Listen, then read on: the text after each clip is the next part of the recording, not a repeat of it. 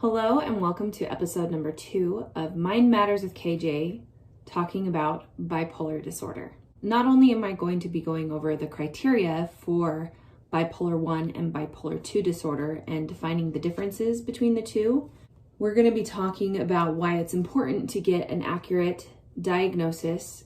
I am not a clinician. I am not somebody who can diagnose or provide treatment. I'm simply somebody who has my own experience to share. I have learned a lot over the years that has helped me, and I know that if this information was more readily available, it could help other people too. The reason that it is so important to understand what bipolar disorder actually is because the treatment for bipolar is different than the treatment for unipolar depression. Unipolar depression is usually treated through an antidepressant, an SSRI. An SSRI alone in manic depression illness or bipolar disorder can actually make the disorder worse.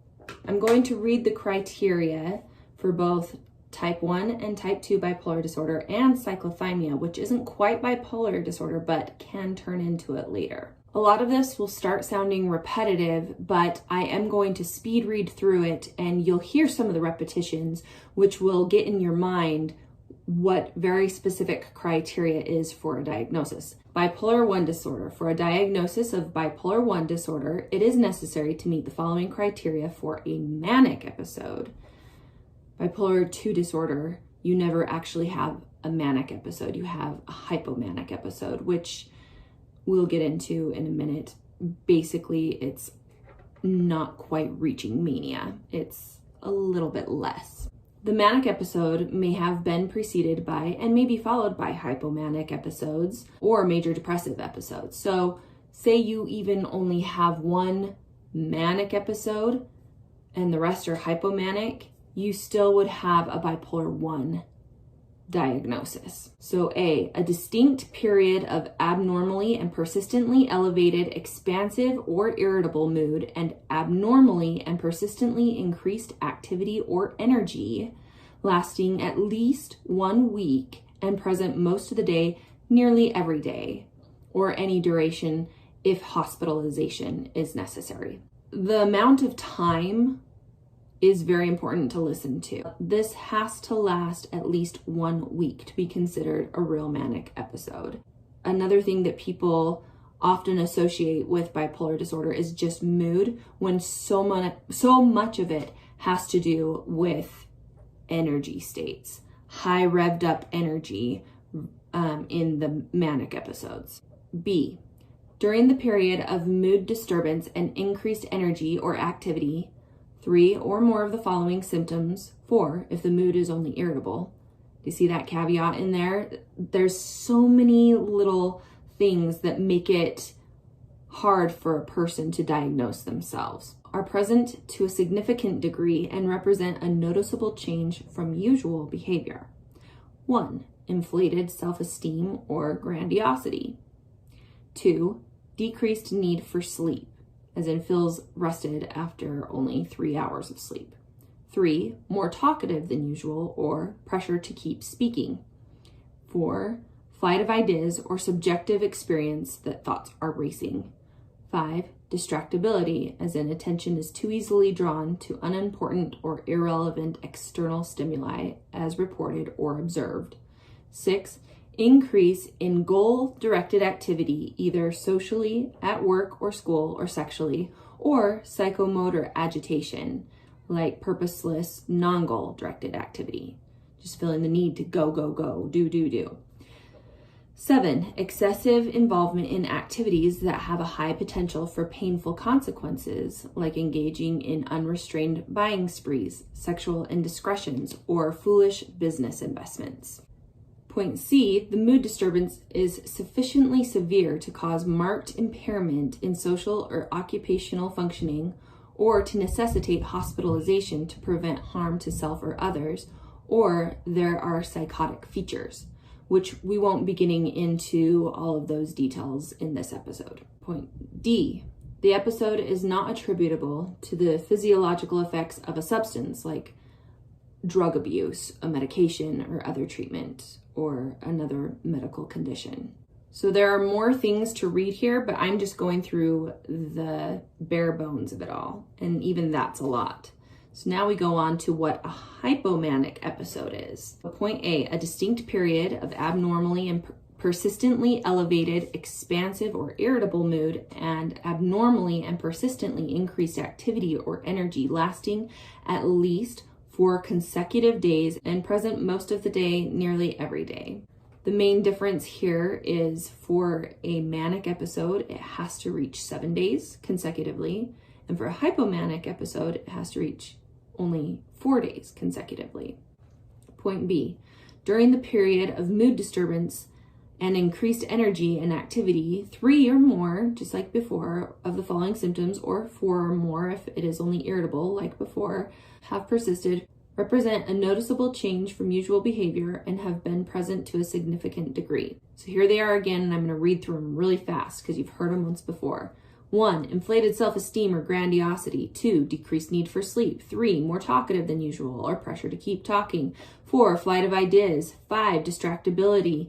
6, increase in goal-directed activity. 7, excessive involvement in activities that have a high potential for painful consequences. Point C, the episode is associated with an unequivocal change in functioning that is uncharacteristic of the individual when non-symptomatic. D, the disturbance in mood and the change in functioning are observable by others. E, the episode is not severe enough to cause marked impairment in social or occupational functioning or to necessitate hospitalization. If there are psychotic features, the episode is, by definition, manic.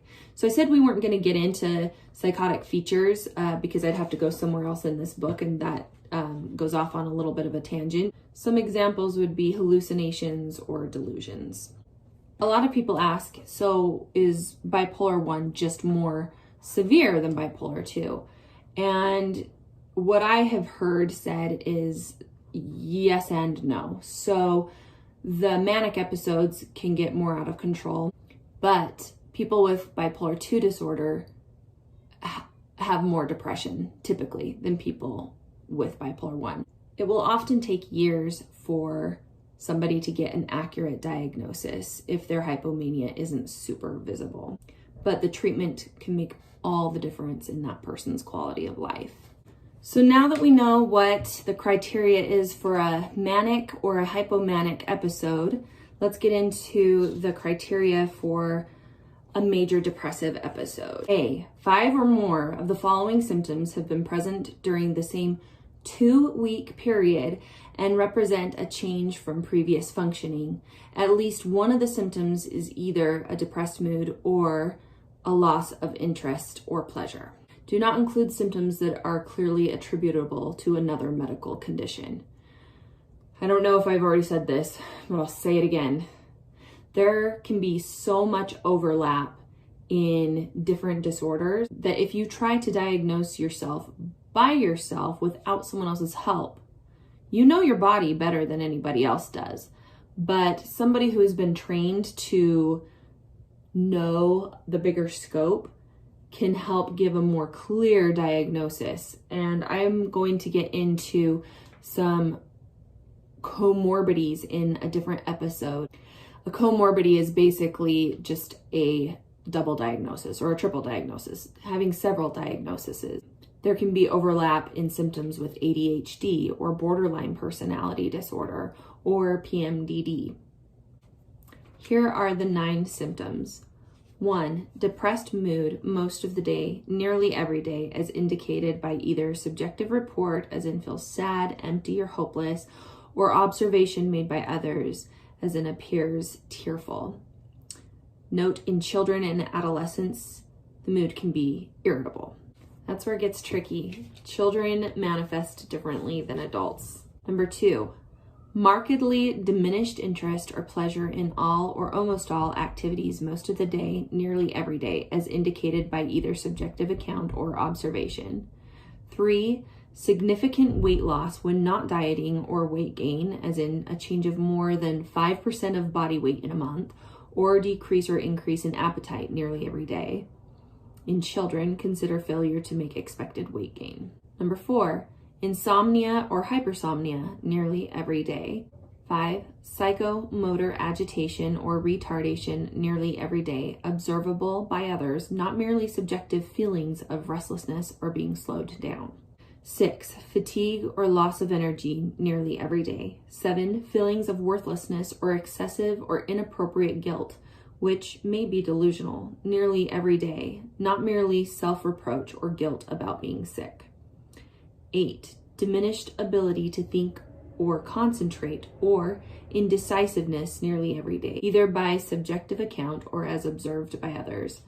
9. Recurrent thoughts of death, not just fear of dying, recurrent suicidal ideation without a specific plan, or a suicide attempt, or a specific plan for committing suicide. Those are the 9 symptoms you need to have at least 5 for to have a clinical depression diagnosis. When accompanied by a mania or a hypomania diagnosis, ta-da, it's bipolar. Now, if a lot of this resonates for you or somebody that you know, but you don't meet all of the criteria, there is something on that bipolar spectrum that is called cyclothymia, which is also here in the DSM-5.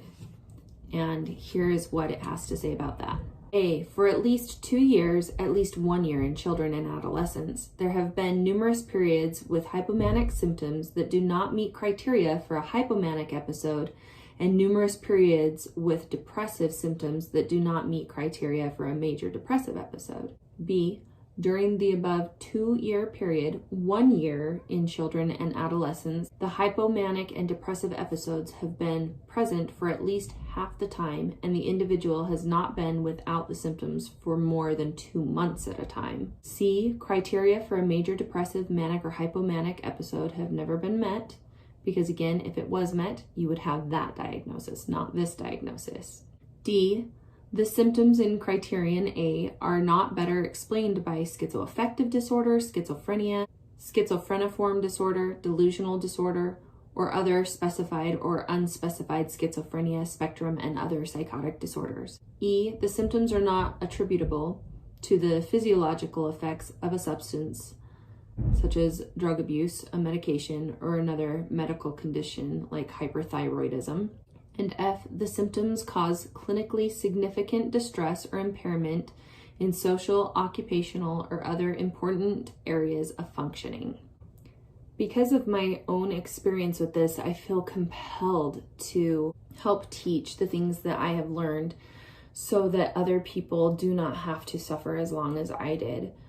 The onset of my disorder was in my teenage years, which is most typical of bipolar disorder in your teen years or early 20s. It's very uncommon to develop bipolar disorder after that, whereas it's more common to develop unipolar depression later in life. I'm going to do other episodes on the shame aspects because I didn't receive the help that I needed nearly soon enough. For me, the depressions were evident and the hypomanias went undetected. I'm going to be dedicating a very specific episode to women who have PMDD, which is premenstrual dysphoric disorder, because that aggravated my bipolar disorder. It wasn't until after I had my son that the symptoms became unmanageable. Started trying many different medications with some success here and there, but it wasn't until I discovered lithium that my disorder became manageable and that any suicidal ideation I had completely went away. I still have to manage symptoms, but not having suicide ideation as part of the problem has been a huge game changer. I'll be repeating myself over and over that I am not a clinician. I cannot diagnose or treat, but I can give my own personal experience, and my body is different than your body, and what is right for me is not right for everybody. But lithium has saved my life, and so I will praise its name my entire life. It is still, to this day, known as the golden standard in treating bipolar. However, it has fallen to the wayside of mood stabilizers, which work great for some people, not me. In fact, too high of a dose actually backfired quite horribly on me. But that is something that I worked out with my doctor and that people should work out with theirs. Sometimes it has a bad reputation because it is an intense treatment that, if used improperly, can be lethal. However, it's a natural element and the drug companies can't make as much money off of it as other mood stabilizers. For me, nothing has worked as well as lithium. It says right here, lithium's ability to fully alleviate the symptoms. Did you hear that? To fully alleviate the symptoms of a devastating condition makes it one of the best treatments in medicine. It's called the penicillin of psychology. Doesn't mean it's a cure-all, but it definitely needs to be more known about. Another reason that it's important to have an accurate diagnosis is certain things that can look like other things, such as borderline personality disorder, which has a high variable of mood instability, is not treated with medications. Its first line of defense is therapies, especially dialectical behavioral therapy, whereas the first line of defense for bipolar disorder is medication. And therapies are great to use in conjunction, especially cognitive behavioral therapy. I'm going to be doing a separate episode on different types of therapies and go over what they do, and also what the difference is between therapy and life coaching or mental health coaching. It's very important to look at mental illness like a physical illness. I really look at my disorder as if I had diabetes or something that needed constant treatment like that. And I'm grateful for the resources that I have, such as the medications and the therapies. This book has also been a really great resource for me. It's called The Bipolar Disorder Survival Guide by David McLeod, PhD. He talks a lot about recognizing prodromal symptoms, which are noticing when you're starting to escalate up into mania or spiral down into depression. When you can understand what your triggers are, then you can stop a full episode from occurring, which is pretty amazing. I highly recommend the book. The more open dialogue we have, the more education, the less suffering there will be around this disease. The hopeful news is, even though I, like everyone else, still experience my really off or my really bad days, as a whole, ever since I received treatment, I have been doing much better than I have done in a long time, and I foresee myself continuing to improve even from here. And I want to give that same hope to anyone else out there who may be suffering from this same disorder. Thanks for tuning in, and I'm excited to see you on episode 3.